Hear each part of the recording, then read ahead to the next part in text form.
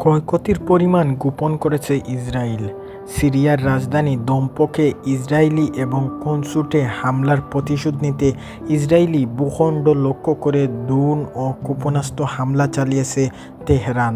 হামলায় ক্ষয়ক্ষতি নিয়ে দুই দেশের পাল্টাপাল্টি বক্তব্য দিয়েছে। ইসরায়েলি প্রতিরক্ষা বাহিনী জানিয়েছেন ইরান ১৭০টি ড্রোন এবং ৩০টি ক্রুজ ক্ষেপণাস্ত্র এবং ১২০টি ব্যালিস্টিক ক্ষেপণাস্ত্র ছুড়েছে। এই হামলায় তেহরান ব্যাপক ক্ষয়ক্ষতি দাবি করলেও ইসরায়েলের দক্ষিণাঞ্চলের একটি বিমান ঘাঁটি সামান্য ক্ষতিগ্রস্ত এবং এক শিশুর গুরুতর আহতর কথা জানিয়েছে তেল আবিব।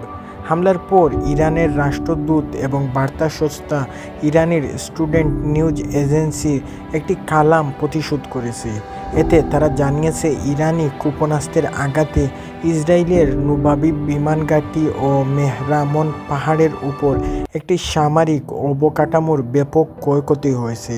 তবে ইসরায়েল এই ক্ষতি গোপন করার চেষ্টা করেছে। বার্তা সংস্থাটি বলেছে নেভাবিম বিমান ঘাঁটিতে হামলা চালানো হয়েছে, কারণ গত এপ্রিল সিরিয়ায় ইরানের কানসুটে যে ভয়াবহতা হামলা হয়েছিল সেটি এই ঘাঁটি থেকে চালানো হয়েছিল। এছাড়া তেহরান পাহাড়ের উপর থাকা ইসরায়েলি সেনাবাহিনীর একটি গোয়েন্দা স্থাপনা লক্ষ্য করে হামলা চালানো হয়েছে।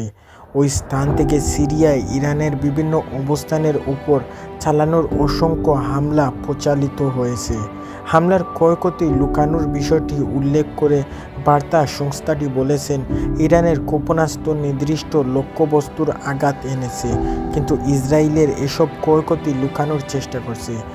এদিকে ইসরায়েলের হামলা প্রত্যাশার চেয়ে বেশি সফল বলে মন্তব্য করেছেন ইরানের রেভলিউশনারি গার্ডের আইজিবি প্রধান মেজর জেনারেল হুসাইন সালামি।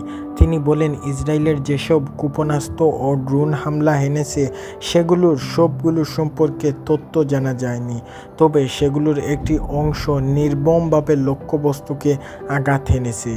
মাঠ পর্যায় থেকে যেসব তথ্য প্রমাণ করেছে তাতে দেখা গেছে ইসরায়েল হামলা চালিয়ে প্রত্যাশার চেয়ে বেশি সফলতা পাওয়া গেছে। হামলার জবাবে হামলা হবে কিনা এই নিয়ে বুরবুর যুদ্ধ এবং মন্ত্রিসভার বৈঠক ডাকে ইসরায়েল। সেখানে তেল আবিবের পরবর্তী পদক্ষেপ কী হবে তা নিয়ে আলোচনা হলেও কোনো সিদ্ধান্ত ছাড়াই শেষ হয়ে উঠেছে বৈঠক। বিজিবি জানিয়েছে, ইরানের হামলার পর ইসরায়েলের প্রধানমন্ত্রী বেনয়ামিন এবং নেতানিয়াহুর সঙ্গে টেলিফোনে কথা বলেছেন মার্কিন প্রেসিডেন্ট জো বাইডেন প্রশাসনের এক জ্যেষ্ঠ কর্মকর্তা বরাত দিয়ে মার্কিন সংবাদমাধ্যম সিএনএর প্রতিবেদনে বলা হয়, ইরানের বিরুদ্ধে ইসরায়েলি কোনো পাল্টা হামলার যুক্তরাষ্ট্র অংশ নেবে না। বাইডেন নেতানিয়াহুকে বলেছেন, যুক্তরাষ্ট্র ইরানের ইসরায়েলের পাল্টা হামলার বিরোধিতা করবে।